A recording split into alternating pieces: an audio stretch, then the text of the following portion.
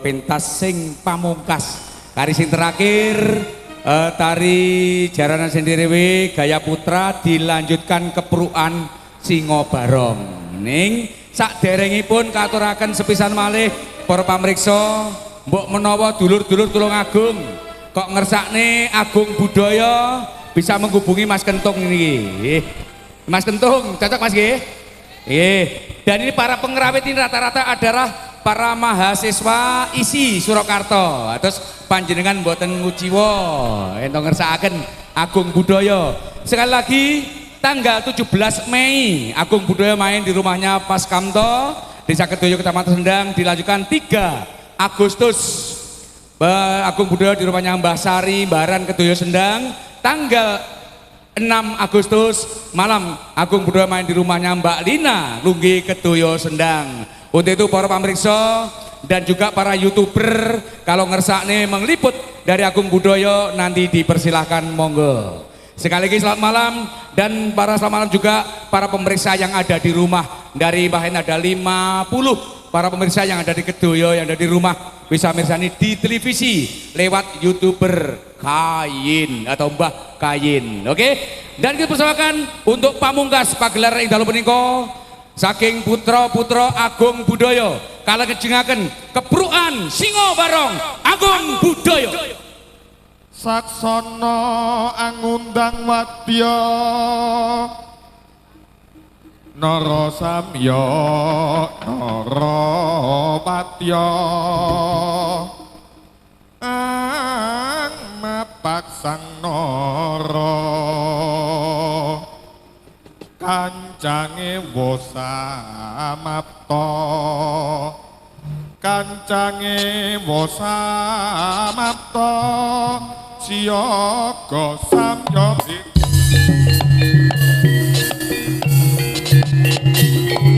Medaling turangga seta saking Gua Perman. Para Agung Budaya kanthi ngagem busana maneka warna.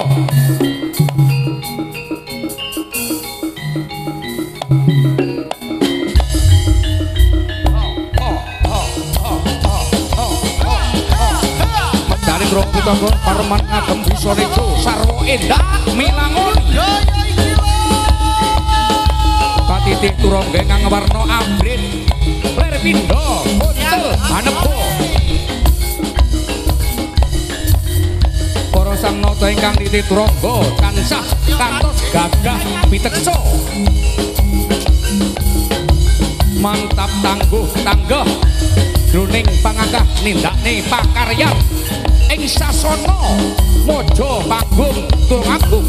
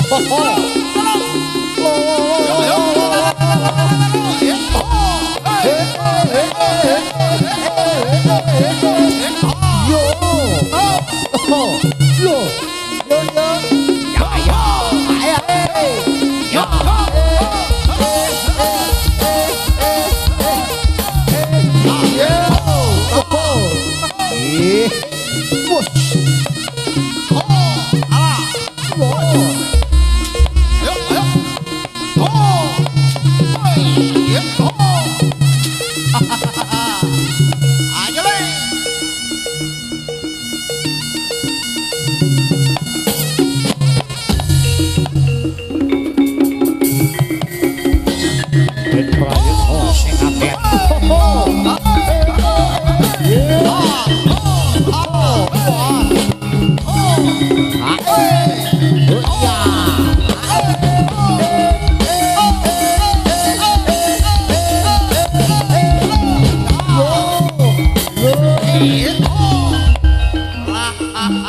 Kaot wae man.